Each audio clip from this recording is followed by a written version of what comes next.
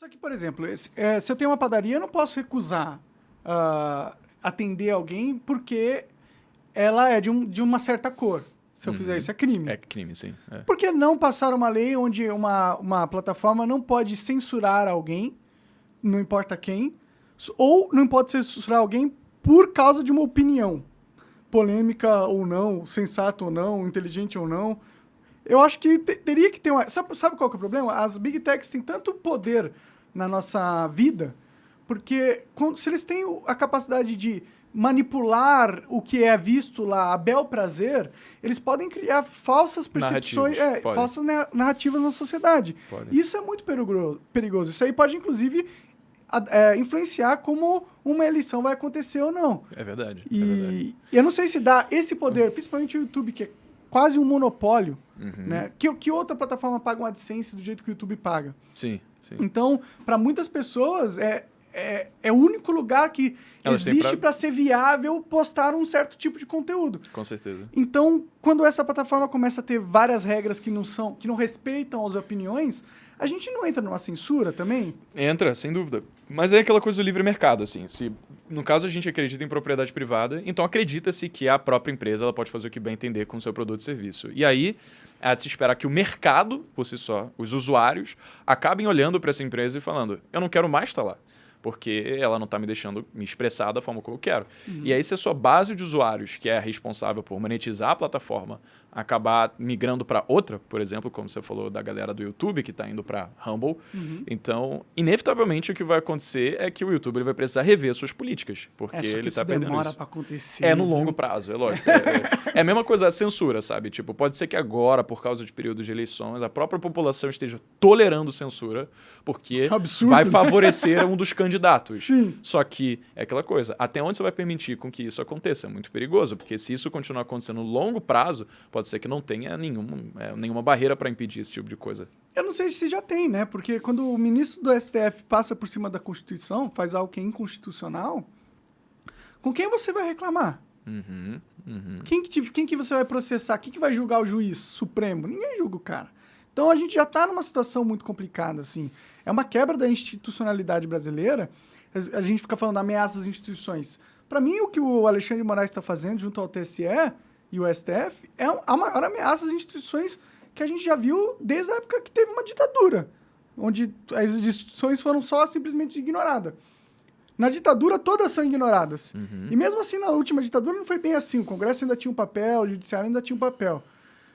Só que nesse aqui, um dos poderes se rebelou contra a Constituição e está censurando inimigos políticos a bel prazer. Isso é tipo, num país sério, de verdade, mas se estivesse acontecendo nos Estados Unidos, você acha que... Eu acho que seria uma crise mundial. De princípios, é verdade. Seria uma crise... Então, eu gosto de falar de todo, tô querendo trazer esse assunto porque é importante que a gente converse, a gente discute, porque isso que está acontecendo, para mim, é muito preocupante e eu sinto que a galera tá muito anestesiada, sabe? Eles estão assim... censura, foda-se. É censura, tem, mas foda-se. Mas não é foda-se, cara. É tipo, mano, o cara já tá jogando granada no carro da Polícia Federal.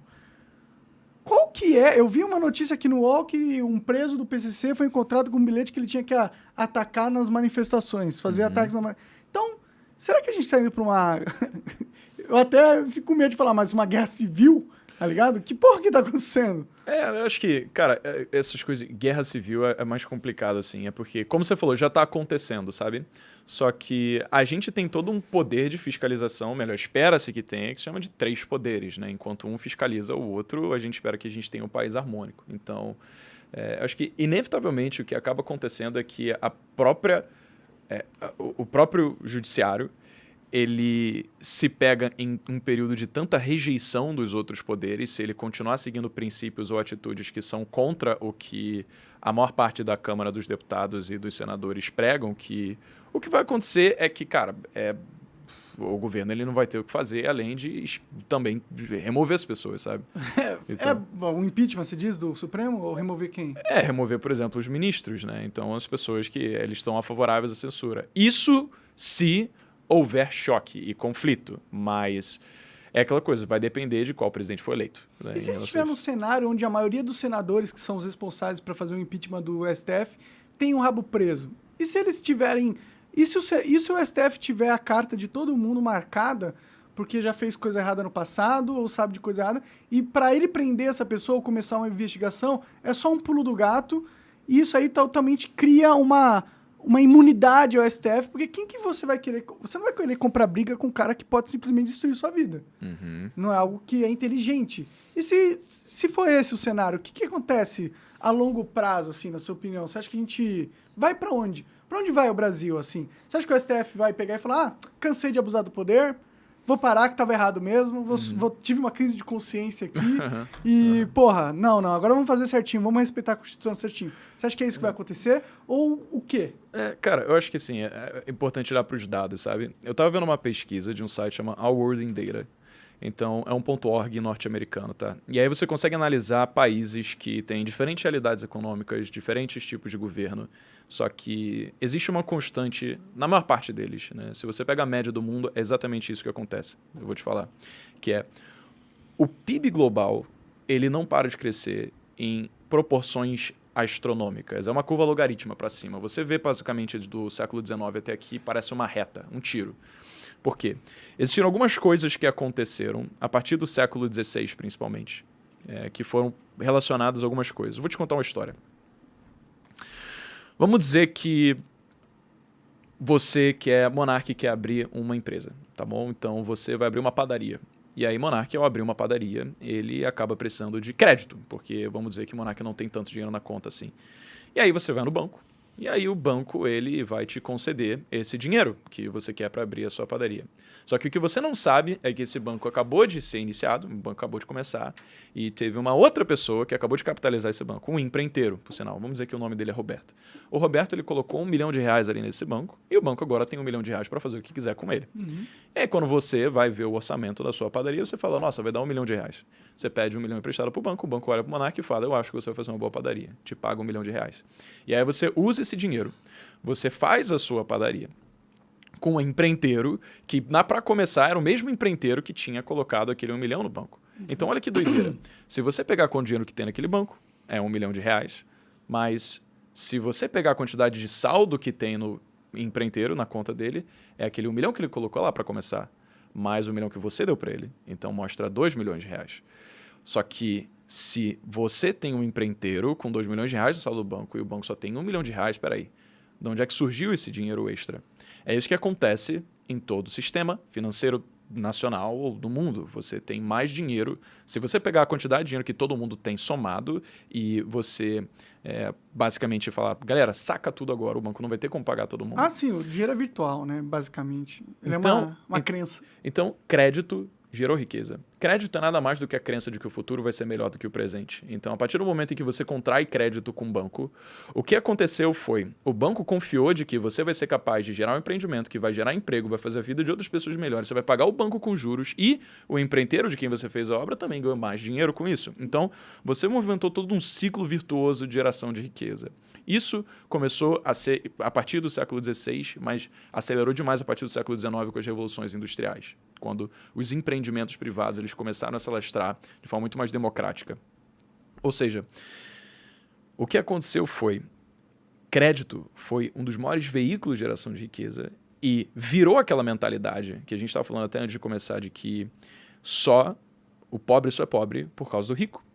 Porque se você pega para antes disso, vamos lá na Idade Média, o sistema feudalista, basicamente, se existe uma padaria e você cria uma outra padaria, quer dizer que uma vai ter que ganhar dinheiro em detrimento do que a outra vai ganhar na sua frente, porque o mercado é fechado, ele é hermético.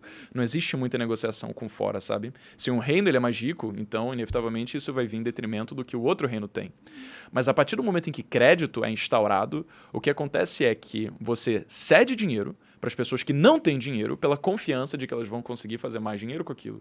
E aí isso gera essa curva ascendente. Eu discordo um pouquinho de você, cara. Isso era como antes, ó. Se você pega... Não, mas é que eu acho que, tipo, ó, no feudalismo tinha geração de riqueza. Tinha, mas ele era proporcional à quantidade de pessoas que nasciam, então a expansão da população naquela época e também ao quanto que elas tinham de produtividade. Mas, tipo, quando vai lá, pega uns 4 peão, 4 aldeão, eles vão lá na mina de prata, sei lá. Eles vão lá, coletam a prata e aí eles dão pro ferreiro, o ferreiro faz uma espada.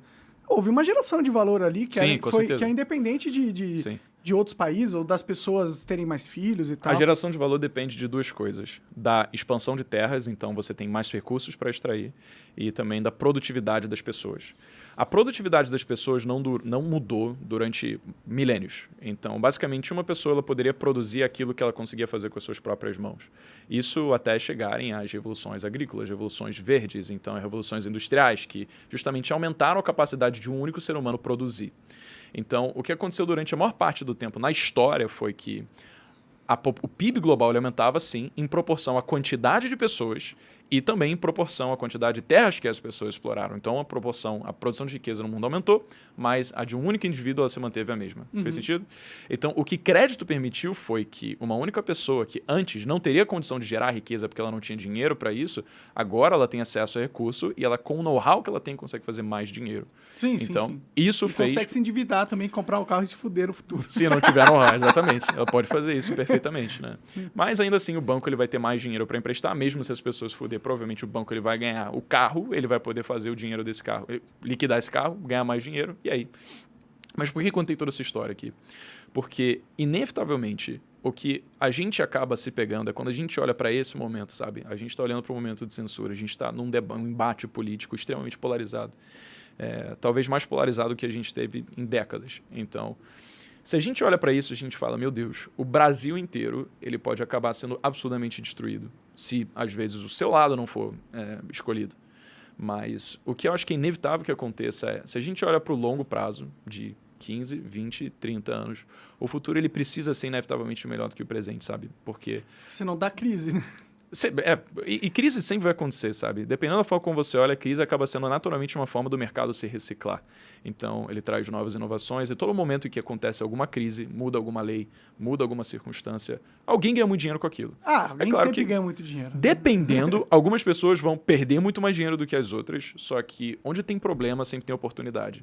O que significa que, às vezes, um governo que ele acaba sendo muito interventor, ele vai gerar a necessidade de mercados paralelos ilegais, o que vai justamente fazer com que o inconformismo da sociedade, a empresa vivendo a ilegalidade, acabe eventualmente depondo esse próprio governo para que a população volte a ter mais liberdade. Foi exatamente o que aconteceu em 1985 com o fim da ditadura militar.